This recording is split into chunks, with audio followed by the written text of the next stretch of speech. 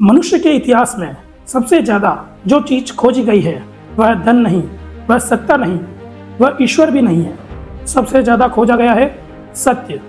और विडंबना यह है कि सत्य खोजते खोजते मनुष्य ने सबसे ज़्यादा झूठ बनाए हैं। आज हर किसी के पास अपना अपना सत्य है। हर धर्म कहता है हम सही हैं, हर ग्रंथ कहता है मैं अंतिम हूँ, हर गुरु कहता है मेरे बिना मुक्ति नहीं। तो एक सवाल अपने आप खड़ा होता है, अगर सब सही है तो फिर इतना अंधकार क्यों है? अगर धर्म मनुष्य को मुक्त करने आया था तो मनुष्य आज इतना भयभीत क्यों है? अगर ईश्वर करुणा है तो उसके नाम पर इतनी हिंसा क्यों है? अगर सत्य शाश्वत है तो उसे बचाने के लिए इतनी राजनीति क्यों है?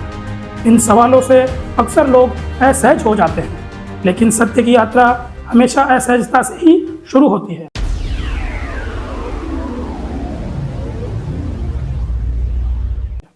सत्य क्या है? सबसे पहले यह समझना जरूरी है। सत्य कोई नारा नहीं है, सत्य कोई पहचान नहीं है, सत्य कोई झंडा नहीं है। सत्य भीड़ के साथ नहीं चलता, वह अकेला चलता है। इसलिए इतिहास में सत्य को हमेशा कम लोगों ने जाना है। सनातन का गहरा अर्थ अगर समझें तो सनातन का अर्थ पुराना नहीं होता। सनातन का अर्थ है जो समय से पहले भी था और समय के बाद भी रहेगा। गुरुत्वाकर्षण सनातन है, कारण और परिणाम भी सनातन है, कर्म और उसका फल भी सनातन है।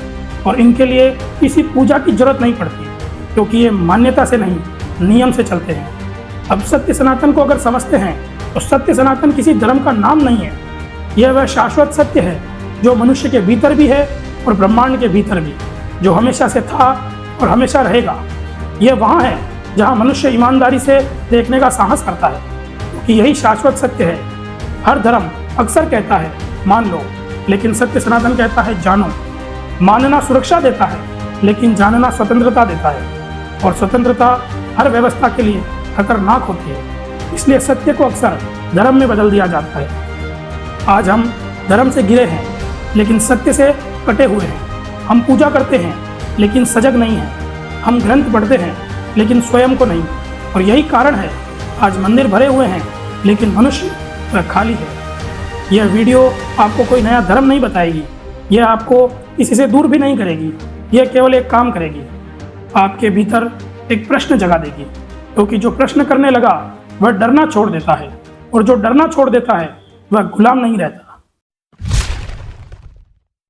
आज हम वेद शब्द सुनते ही तो हमारे मन में एक छवि बनती है, देवता, मंत्र, यज्ञ और पूजा पाठ। लेकिन यह छवि अधूरी है, और अधूरी छवि से ही सबसे बड़ा ब्रह्म पैदा होता है। क्योंकि वेदों का मूल उद्देश्य देवताओं को बनाना नहीं था, बल्कि सत्य को खोजना था। सबसे पहले यह जानते हैं कि वेद क्या है। वेद कोई धर्म ग्रंथ नहीं है, जैसा आज उन्हें बना दिया गया है। वेद का अर्थ है ज्ञान, ऐसा ज्ञान जो सुना गया, देखा गया, अनुभव किया गया। इसलिए वेदों को अपौरुषेय कहा गया, मतलब किसी व्यक्ति द्वारा लिखे नहीं गए, बल्कि अनुभव से प्रकट हुए। अब जानिए ऋषि कौन थे। ऋषि कोई पुजारी नहीं थे, ऋषि कोई जाति नहीं थी, ऋषि सत्ता के सेवक नहीं थे। ऋषि वह था जो देख सकता था। संस्कृत में ऋषि का अर्थ है दृष्टा, जो प्रकृति को देखे, जो मन को देखे, जो अस्तित्व के नियमों को देखे। वेद पूजा की किताब नहीं है, ऋषियों की दृष्टि है। अब सवाल ये बनता है कि वेद देवताओं की स्थिति क्यों करते हैं? यहाँ सबसे बड़ा ब्रह्म पैदा होता है। इंद्र, अग्नि, वरुण, सूर्य, इन्हें आज देवता समझ लिया गया, लेकिन वेदों में ये व्यक्ति नहीं, शक्तियाँ और नियम है। जैसे अग्नि ऊर्जा है, सूर्य जीवन का स्रोत है, वरुण प्राकृतिक व्यवस्था है, इंद्र शक्ति और संघर्ष है। वेद प्रकृति के नियमों को समझ रहे थे, उनकी पूजा नहीं कर रहे थे। वैदिक यज्ञ को आज कर्मकांड बना दिया गया, लेकिन मूल में यज्ञ का मतलब है प्रयोग, प्रकृति के साथ संवाद का प्रयोग। मनुष्य यह जानना चाहता था, अगर मैं यह करूं तो परिणाम क्या होगा। यहीं से जन्मा कारण और परिणाम का सिद्धांत, जो आगे चलकर बना कर्म सिद्धांत। लेकिन वेद वहीं क्यों नहीं रुके? क्योंकि बाहरी प्रकृति को समझ लेने के बाद ऋषियों के सामने एक और बड़ा प्रश्न खड़ा हुआ, यह जो सब देख रहा है वह कौन है? यहीं से वेदों का अंत हुआ और उपनिषद शुरू हुए। उपनिषद वेदों का अंत नहीं, शिखर है। उपनिषद का अर्थ है पास बैठना, गुरु के पास बैठना, अहंकार छोड़कर, डर छोड़कर। उपनिषद आदेश नहीं देते, उपनिषद संवाद करते हैं। गुरु बोलता कम है, प्रश्न ज्यादा पूछता है, क्योंकि सत्य बताया नहीं जाता, जागृत किया जाता है। उपनिषद कहते हैं, ईश्वर को बाहर मत ढूंढो, देवताओं में मत उलझो, भगवान की मूर्ति को अंतिम सत्य मत मानो। वह सीधा कहते हैं, तुम जो खोज रहे हो वह तुम स्वयं हो, तत्वमसि, तू वही है। यह कोई धार्मिक नारा नहीं है, यह एक चेतना का विस्फोट है। इसका अर्थ यह नहीं कि मनुष्य भगवान है, इसका अर्थ यह है कि जो सत्य ब्रह्मांड में है वही सत्य मनुष्य के भीतर है। अलग अलग दिखना ही अज्ञान है। अहम ब्रह्मास्मि अर्थात अहंकार का अंत, आज इसे सबसे ज़्यादा गलत समझा गया है। लोग कहते हैं मैं भगवान हूँ, लेकिन उपनिषद कहते हैं जो मैं कह रहा हूँ वही समस्या है। जब मैं टूटता हूँ तभी ब्रह्म का बोध होता है। यह घोषणा नहीं, यह अनुभव है। उपनिषद कभी भी चमत्कार नहीं दिखाते, क्योंकि चमत्कार मन को आकर्षित करते हैं, सत्य को नहीं। उपनिषद कहते हैं नायात्मात्मा वचनेन लभ्य, आत्मा भाषण से नहीं, चमत्कार से नहीं, भीड़ से नहीं, केवल अनुभव से ही जानी जाती है। यहाँ से सत्य सनातन और स्पष्ट होता है। वेद और उपनिषद किसी धर्म की स्थापना नहीं कर रहे थे, वे किसी संगठन का निर्माण नहीं कर रहे थे, वे कर रहे थे सत्य की खोज। और इस खोज में कोई जाति नहीं, कोई डर नहीं, कोई जबरदस्ती नहीं। समस्या शुरू हुई जब संवाद नियम बन गया, जब अनुभव परंपरा बन गया, जब सत्य सत्ता के हाथ में चला गया और उपनिषद मंत्र बनकर दीवारों में टांग दिए गए। वेद और उपनिषद आज भी वही प्रश्न पूछ रहे हैं, तू कौन है, और जो तू मान बैठा है क्या वह सच है? किसी भी सत्य को पहचानने का सबसे पहला तरीका यह नहीं होता कि वह क्या है, सबसे पहला तरीका होता है यह जानना वह क्या नहीं है। क्योंकि सत्य सरल होता है और असत्य बहुत सच धज कर आता है। और यही कारण है कि सत्य सनातन को सबसे ज्यादा गलत तरीके से पेश किया गया। पहचान की पहली कसौटी है, अगर कोई कहे बस मान लो, सवाल मत पूछो, तो समझ लीजिए वहाँ सत्य सनातन नहीं है। अगर कोई कहे हम ही सही हैं बाकी सब गलत, तो समझ लीजिए वहाँ सत्य सनातन नहीं है। क्योंकि सत्य कभी डरता नहीं और कभी तुलना भी नहीं करता। सत्य सनातन में किसी व्यक्ति की पूजा नहीं है, न गुरु भगवान है, न अवतार अंतिम सत्य है, न कोई मनुष्य पूजा के योग्य बन सकता है। क्योंकि जो पैदा हुआ, जो बदल रहा है, जो मरेगा, वह सत्य नहीं हो सकता। उपनिषद साफ कहते हैं, न स गुह्यम स गुह्यम, जो सत्य की ओर ले जाए वही गुरु है। स्वयं सत्य बनने वाला गुरु कभी नहीं हो सकता। गुरु दीपक है, सूरज नहीं। जिस दिन मार्गदर्शक मालिक बन गया, जिस दिन ज्ञान देने वाला डर देने लगा, जिस दिन प्रश्न पाप बन गया, उसी दिन सत्य सनातन पीछे छूट गया और व्यक्ति पूजा शुरू हुई। आज लोग सत्य नहीं ढूंढते, व्यक्ति को पकड़ लेते हैं, और यही सबसे आसान गुलामी है। सत्य सनातन में जन्म से कोई ऊंचा या नीचा नहीं होता। उपनिषद का स्पष्ट नियम है, आत्मा का जन्मा है। जिसकी आत्मा का जन्म नहीं, उसकी जाति कैसे हो सकती है? वर्ण व्यवस्था गुण और कर्म पर आधारित थी, लेकिन जैसे ही कर्म हटाकर जन्म जोड़ दिया गया, सत्य मर गया और व्यवस्था सत्ता बन गई। जाति हमेशा डर पैदा करती है, डर नरक का, डर बहिष्कार का, डर अपमान का। और जहाँ डर है वहाँ विवेक मर जाता है। सत्य सनातन डर से नहीं चलता, वह बोध से चलता है। अगर कोई धर्म डर दिखाकर चलाया जाए, अगर पाप और नरक मुख्य प्रेरणा बन जाए, अगर ईश्वर को न्यायाधीश बनाकर पेश किया जाए, तो समझिए वह सत्य नहीं है, वह व्यवस्था है। सत्य सनातन में ईश्वर डराने वाला नहीं, ईश्वर नियम है, और नियम कभी पक्षपात नहीं करते। तो सत्य सनातन की सकारात्मक पहचान क्या है? सत्य सनातन सत्य की खोज है, न कि सत्य का दावा। आत्मा का ज्ञान है, न कि आत्मा का डर। सत्य सनातन विवेक है, न कि अंधभक्ति। अनुभव है, न कि परंपरा। सत्य सनातन कर्म है, न कि भाग्य। सत्य सनातन उत्तरदायित्व है, न कि बहाना। सत्य सनातन भीड़ पैदा नहीं करता, वह स्वतंत्र मनुष्य पैदा करता है। और स्वतंत्र मनुष्य हर सत्ता को असुविधाजनक लगता है। इसलिए सत्य सनातन को या तो छुपा दिया गया या फिर बदल दिया गया। सत्य सनातन कोई विचारधारा नहीं है, कोई मत नहीं है, कोई पहचान नहीं है। यह एक जीवित प्रक्रिया है। सत्य सनातन का पहला स्वरूप है खोज। धर्म कहता है मान लो, सत्य सनातन कहता है देखो, परखो, अनुभव करो। यह मान्यता नहीं मांगता, यह ईमानदारी मांगता है। ईमानदारी अपने आप से। उपनिषद बार बार कहते हैं, जो सुना है, जो पढ़ा है, जो सिखाया गया है, उसे भी जांचो, क्योंकि सत्य डरता नहीं कि कहीं पकड़ा न जाए। सत्य सनातन बिना विवेक के अस्तित्व में ही नहीं रह सकता। विवेक अच्छे बुरे का निर्णय नहीं है। विवेक सत्य और असत्य को पहचानने की क्षमता है। जहाँ विवेक मरता है वहाँ अंधभक्ति जन्म लेती है, और अंधभक्ति सत्य सनातन की सबसे बड़ी शत्रु है। इसलिए उपनिषद कहते हैं, बुद्धि को तेज करो, कष्ट को जिंदा रखो। सत्य सनातन में कोई सर्टिफिकेट नहीं मिलता, न गुरु देता है न शास्त्र। यहाँ एक ही प्रमाण मान्य है, केवल अनुभव। जो तुमने खुद जाना वही तुम्हारा सत्य है। जो उधार लिया वह केवल जानकारी है, और जानकारी बंधन भी बन सकती है। सत्य सनातन में ध्यान कोई रहस्यमय प्रक्रिया नहीं है। ध्यान का अर्थ है देखना, अपने विचारों को देखना, अपने डर को देखना, अपने अहंकार को देखना। जो देखा गया वह धीरे धीरे ढीला पड़ता है। यही कारण है कि ध्यान मुक्ति देता है, क्योंकि वह झूठ को टिकने नहीं देता।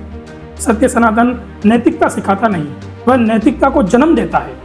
जब आप स्वयं को दूसरे से अलग नहीं देखते तो हिंसा असंभव हो जाती है, शोषण असंभव हो जाता है, अन्याय असहज लगने लगता है। यह नियम नहीं है, यह बोध है।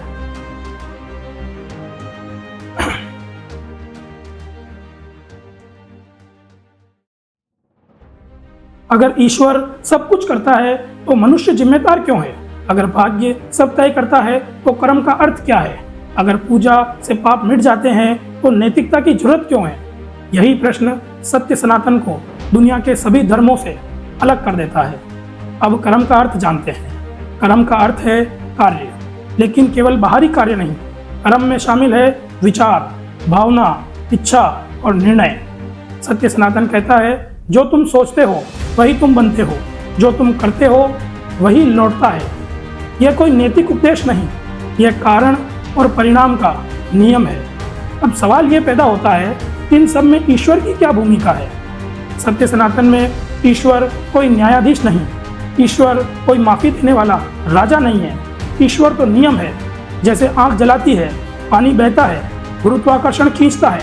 आप प्रार्थना करें या न करें, आग आपको जलाएगी। आप पूजा करें या न करें, कर्म फल देगा। सत्य सनातन में कोई पाप धोने की मशीन नहीं, कोई दान से छूट नहीं, कोई गुरु से सिफारिश नहीं। अगर ऐसा होता तो ब्रह्मांड में नियम नहीं, अराजकता होती।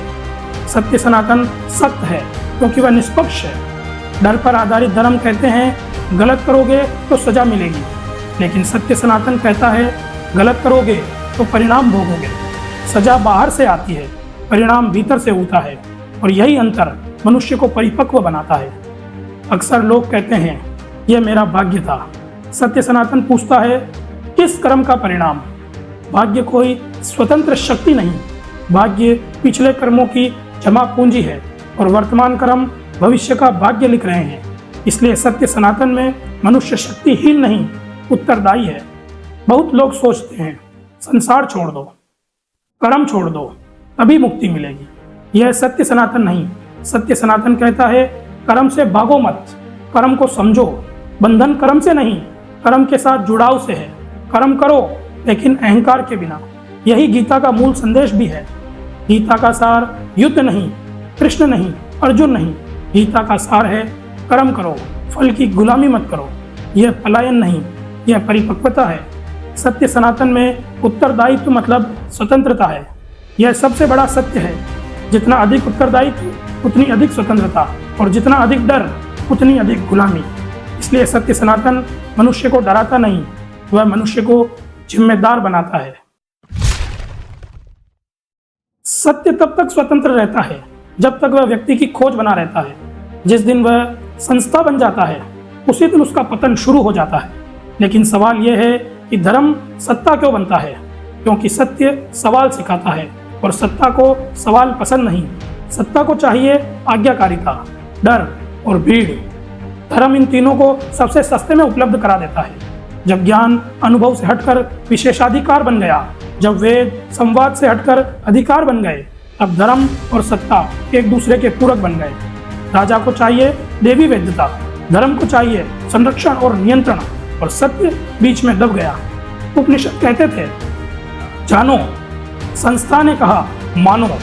जहां मानना अनिवार्य हो गया वहां जानना खतरनाक बन गया, और यहीं से शुरू हुआ अंधभक्ति का युग।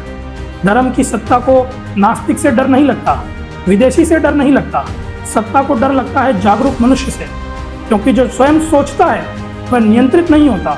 लेकिन जब धर्म सत्ता बन गया तो इसका परिणाम यह हुआ कि सत्य सनातन परंपरा में बदल गया, धर्म व्यापार में बदल गया और मनुष्य अनुयायी में बदल गया। लेकिन सत्य का स्वभाव है वह दब सकता है, मिट नहीं सकता। हर युग में कुछ लोग उठते हैं जो फिर से पूछते हैं जो हमें दिया गया क्या वही सत्य है? जब भी सत्य सनातन की बात होती है तो उसे तुरंत एक देश, एक संस्कृति और एक पहचान में बांध दिया जाता है। लेकिन यही प्रश्न सबसे पहले पूछा जाना चाहिए, क्या सत्य किसी सीमा में बंध सकता है? अगर बंध सकता है तो वह सत्य नहीं। सत्य की पहली पहचान सार्वभौमिकता है। सूर्य भारत के लिए अलग नहीं उगता, गुरुत्वाकर्षण धर्म देखकर काम नहीं करता, आग यह नहीं पूछती कि आप किस पूजा पद्धति से आए हैं। तो जो नियम पूरे ब्रह्मांड में समान है वह किसी एक परंपरा के कैसे हो सकते हैं? सत्य सनातन कोई भौगोलिक संपत्ति नहीं है। भारत ने सत्य को घोषणा नहीं बनाया, खोज बनाया। यहीं पर प्रश्न पवित्र था, संशय अपराध नहीं। इसलिए भारत ने कहा एक कम सत्य विप्रा बहुधा वदंती। सत्य एक है, रास्ते अनेक हो सकते हैं। बुद्ध ने ईश्वर पर बहस नहीं की, पूजा नहीं करवाई, जाति को नकारा, लेकिन उन्होंने दुख, कारण और मुक्ति का मार्ग बताया। यह सत्य सनातन नहीं तो और क्या है? बुद्ध ने कहा अपदीपो भव, स्वयं प्रकाश बनो। चीन में लाओ त्से ने कहा जिसे कहा जा सकता है वह अंतिम सत्य नहीं। यह वही निष्दिक मौन है, न नाम, न मूर्ति, न डर, केवल ताओ यानी प्राकृतिक नियम। यूनान में सुकरात ने कहा मैं केवल इतना जानता हूँ कि मैं कुछ नहीं जानता। उन्होंने लोगों को सोचना सिखाया और सत्ता ने उन्हें जहर पिला दिया, क्योंकि प्रश्न सत्ता को असुविधाजनक होते हैं। जैन मुनियों ने कहा सीधे देखो, बिना नाम दिए। यह सब सत्य सनातन की ही भाषा है, केवल लिपि अलग है। सत्य सनातन भारत की खोज है, भारत की बापोती नहीं। संस्कृति में व्यक्त हुआ, संस्कृत में बंधा नहीं। उपनिषद में बोला गया, बुद्ध में जिया, लाओ त्से में मौन रहा और सुकरात में प्रश्न बना। अगर सत्य सिर्फ एक देश का होता तो बाकी मानवता कभी जाग ही नहीं पाती, और अगर जागी है इसका मतलब सत्य सार्वभौमिक है। आज का युग ज्ञान का युग कहलाता है, लेकिन तकलीफ यह है कि इतनी जानकारी के बावजूद मनुष्य पहले से ज्यादा डरा हुआ है, पहले से ज्यादा आक्रामक है, पहले से ज्यादा कट्टर है। तो प्रश्न उठता है, अगर धर्म सच में मनुष्य को ऊंचा उठाता है तो समाज इतना असहिष्णु क्यों हो रहा है? कट्टरता सत्य से जन्म लेती है, कट्टरता असुरक्षा से जन्म लेती है। जब मनुष्य को अपने भीतर सत्य नहीं मिलता, अपने जीवन का अर्थ नहीं मिलता, तो वह पहचान पकड़ लेता है। धर्म पहचान बन जाता है, जाति पहचान बन जाती है, राष्ट्र पहचान बन जाता है, और पहचान हमेशा डर के साथ आती है। डर कहता है अगर तुम मेरे जैसे नहीं हो तो तुम खतरा हो। यहीं से शुरू होती है घृणा, बहिष्कार और हिंसा। लेकिन सत्य सनातन डर पर आधारित नहीं है, यह व्यक्ति को कट्टर भी ज्ञानी बनाता है। आज के लोगों को धार्मिक जानकारी बहुत है, श्लोक है, वीडियो है, भाषण है, लेकिन अपना बोध, स्वयं का बोध नहीं है। जानकारी सिर्फ अहंकार बढ़ाती है, बोध अहंकार को तोड़ता है, और जहाँ अहंकार बढ़ता है वहाँ कट्टरता जन्म लेती है। आज दुनिया भर में क्यों युवा धर्म से दूर जा रहे हैं? यह एक बहुत महत्वपूर्ण प्रश्न है। युवा धर्म से इसलिए नहीं भाग रहे कि वे अधार्मिक हैं, वे इसलिए भाग रहे हैं क्योंकि उन्हें वहाँ सत्य नहीं मिल रहा, उन्हें डर दिखाया जा रहा है, नियम थोपे जा रहे हैं, प्रश्नों को दबाया जा रहा है, और युवा प्रश्नों के साथ पैदा होता है। आज अक्सर देखा जाता है धर्म की रक्षा के नाम पर मानवता को कुचला जा रहा है। लेकिन सत्य सनातन कहता है अगर धर्म मनुष्य को करुणावान नहीं बनाता तो वह सत्य से कट गया है। आज कट्टरता मोबाइल स्क्रीन में पल रही है। आधे अधूरे ज्ञान के साथ लोग सत्य के रक्षक बन गए हैं, लेकिन मूल समस्या यह नहीं कि धर्म ज़्यादा है, मूल समस्या यह है कि सत्य गायब हो गया है। जब सत्य नहीं होता तो धर्म हथियार बन जाता है। सत्य सनातन कट्टरता पैदा नहीं करता, वह आत्मविश्वास पैदा करता है। सत्य सनातन को जिया कैसे जाए, क्योंकि जो जिया न जाए वह केवल दर्शन बनकर रह जाता है। पहला कदम ईमानदारी। सत्य सनातन की शुरुआत ईमानदारी से होती है, अपने आप से ईमानदार होने से। क्या आप मानते हैं यह महत्वपूर्ण नहीं? आप क्या देख रहे हैं यह महत्वपूर्ण नहीं। अपने डर को देखिए, अपने क्रोध को देखिए, अपने अहंकार को देखिए। जो देखा जाता है वह धीरे धीरे ढीला पड़ने लगता है। दूसरा कदम है प्रश्न को जिंदा रखना। प्रश्न करना अधर्म नहीं है, प्रश्न करना सत्य सनातन की आत्मा है। जो आपको सवाल करने से रोके वह मार्ग नहीं, वह बंधन है। सत्य को डर नहीं लगता कि कहीं वह टूट न जाए। तीसरा कदम है ध्यान। ध्यान का अर्थ आंख बंद करना नहीं, ध्यान का अर्थ है सजग होना। जो हो रहा है उसे बिना बदले देखना। आप सोच रहे हैं यह जानना, आप प्रतिक्रिया दे रहे हैं यह देखना, यही ध्यान है। चौथा कदम है कर्म में जागरूकता। सत्य सनातन आपसे संसार छोड़ने को नहीं कहता, वह कहता है कर्म करो, लेकिन होश में। आप जो करते हैं वह समाज में तिरंगे बनाता है, इसलिए छोटा कर्म भी उत्तरदायित्व से जुड़ा हुआ है। पांचवा कदम है नैतिकता। सत्य सनातन में नैतिकता थोपी नहीं जाती, वह पैदा होती है एकत्व के बोध से। जब आप दूसरे को खुद से अलग नहीं देखते तो शोषण असंभव हो जाता है, अन्याय असहज हो जाता है। छठा कदम है अकेले चलने का साहस। यह मार्ग भीड़ का नहीं है, यह मार्ग ईमानदार लोगों का है। कभी कभी आप अकेले दिखेंगे, लेकिन याद रखिए सत्य हमेशा अकेले से ही शुरू होता है। सत्य सनातन आपसे यह नहीं पूछता तुम किसके हो, वह केवल एक बात पूछता है, क्या तुम सजग हो? इतिहास को अगर ध्यान से देखा जाए तो एक बात बार बार दिखाई देती है। सत्ता बदलती है, धर्म बदलते हैं, सभ्यताएं उठती है और गिरती है, लेकिन सत्य हर युग में उसी जगह खड़ा मिलता है, न झुका हुआ न बदला हुआ। सत्यमेव जयते नारा नहीं है, नियम है। उपनिषद कहते हैं सत्यमेव जयते नान्यतम। यह कोई आशा नहीं है, यह कोई भविष्यवाणी नहीं है, यह नियम है। जैसे आग जलाती है, पानी बहता है, समय चलता है, वैसे ही असत्य टिक नहीं सकता। असत्य को गिरना ही है, क्योंकि असत्य डर पर खड़ा होता है, डर बदलते ही वह ढह जाता है। असत्य भीड़ पर टिका होता है, भीड़ बिखरते ही वह गिर जाता है। असत्य नियंत्रण चाहता है और नियंत्रण हमेशा अस्थायी होता है, लेकिन सत्य हमेशा टिकता है, क्योंकि सत्य किसी को डराता नहीं, सत्य किसी से अनुयायी नहीं मांगता, क्योंकि सत्य किसी प्रचार का मोहताज नहीं है। सत्य स्वयं में पर्याप्त होता है। जिन जिन साम्राज्यों ने धर्म को सत्ता बनाया वह मिट गए, जिन संस्थाओं ने डर से शासन किया वह ढह गई, लेकिन बुद्ध आज भी जीवित है। उपनिषद आज भी प्रश्न पूछते हैं, क्योंकि वे सत्य से जुड़े हुए थे, संस्था से नहीं। यह वीडियो आपको अपने भीतर खड़ा करती है। यह आपसे कहती है जो सुना है उस पर मत रुको, जो देखा है उसे जांचो, क्योंकि जो स्वयं सोचता है वही स्वतंत्र होता है। सत्य सनातन आपसे पूजा नहीं मांगता, वह आपसे ईमानदारी मांगता है, वह आपसे सजगता मांगता है, वह आपसे उत्तरदायित्व मांगता है। सत्य सनातन कोई विरासत नहीं है जिसे बचाना पड़े, यह एक प्रकाश है जिसे देखना पड़ता है, और जो देख लेता है वह कभी अंधेरे में नहीं रहता।